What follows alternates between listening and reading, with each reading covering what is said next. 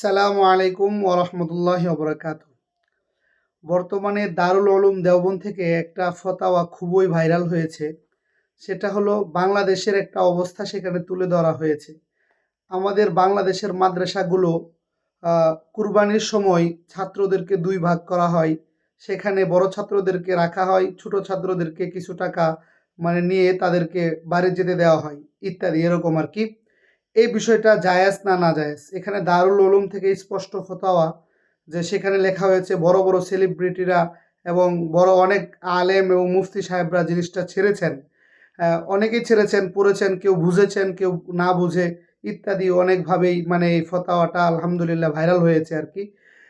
আহ, এইখানে দারুল উলুম দেওবন্দ যে জবাবটা দিয়েছে সেটা হলো যে এটা জায়েজ না, যে ছাত্রদের উপর জরিমানা করে তাদেরকে কুরবানির কিছু একটা নির্দিষ্ট অ্যামাউন্ট ধরে বাড়ি যাইতে দেওয়া, এটা ধনী হোক বা গরিব হোক, কখনো এটা জায়েজ হবে না। এটা দারুল উলুম দেওবন্দ বলছে।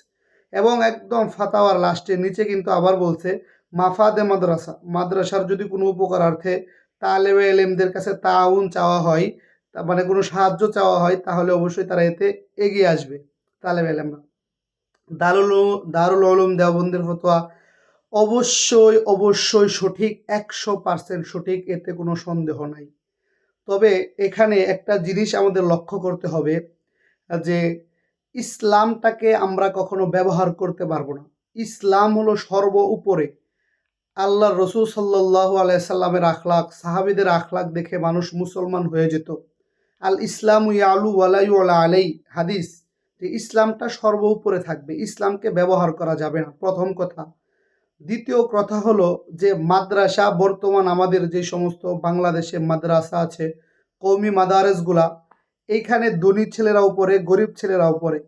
তাছাড়া অনেক মাদ্রাসায় তো একদম লাজিমিভাবে এখানে একটা ধরে, এটা অবশ্যই লাজিমিভাবে একটা টাকা ধরে, ১,৫০০ টাকা, ২,০০০ টাকা, ১,০০০ টাকা, আমরা ছাত্র জমানায়ও ধরেছে ইত্যাদি।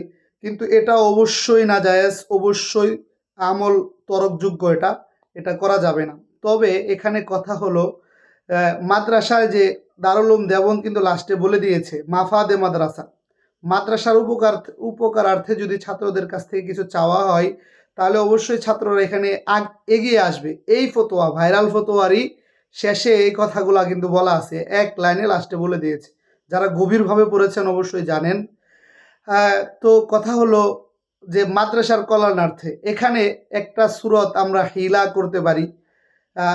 অনেকে বলবেন যে হিলা মুফতি সাহেব, আসলে মাদ্রাসা তো মনে করেন আমাদের মাদারেসে কওমিয়া যেগুলো আছে, এইগুলো তো আমরা হারাম থেকে বাঁচার জন্যই তো হিলা করি। অনেক হিলা অনেকভাবে, যদিও সহজলভ্য সুহুলত হিসেবে করা হয়, কিন্তু এটা তো হারাম থেকে বাঁচার জন্য অনেক সময় হয়ে থাকে। সুতরাং এটার মধ্যে কোনো মালামত নাই, মালামত করতে পারবেন না কেউ, কারণ এটা থেকে কেউ খালি না মোটামুটি।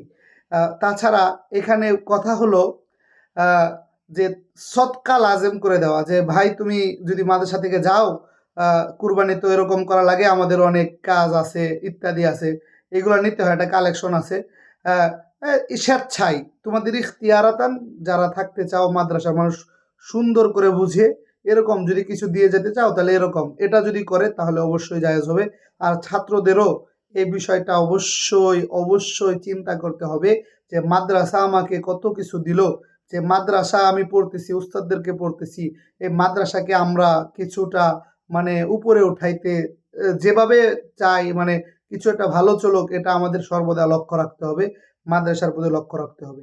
আরেকটা কথা হলো দারুল উলুম দেওবন্দ এবং দারুল উলুম করাচি এবং আরও সাহারানপুর এবং বড় বড় মাদ্রাসা যেগুলো আছে, এইগুলা আমাদের হলো সেরে তাজ, এদের থেকে কোনো ফাতাওয়া আসলে এটা আমরা যদি ঘা বাসায় সবাই আশকাল তুলি, এটাও আমাদের ঠিক হবে না। হ্যাঁ, অবশ্যই ব্যক্তি বিশেষ তামরিন ইত্যাদি অনেক সময় ভুল হতে পারে, এটা হতেই পারে, কিন্তু অধিকাংশ সময় এটার উপর এশকাল তোলা কখনো জায়েজ হবে না। জায়েজ এটা ঠিকই হবে না। কেন হবে না? যদি এশকাল তোলা হয়, এক সময় এমন হবে যে মানুষরা দারুল ইফতাওয়ালা মাদ্রাসাগুলা থেকে এতেমাদ সরে যাবে। মানুষ বলবে যে খালি ফতুয়াবাজি ফতুয়াবাজি করা। আসলে ফতুয়াবাজিটা কি? ফতোয়া তো আল মুফতি মুওয়াক্কিউন আনিল্লাহ, আল্লাহর স্থানে বসে সে মাস আলাগুলাকে দেয়। মানে আল্লাহু আলামু বিসওয়াব, আল্লাহ ভালো জানে এই বিষয়ে সোয়াব।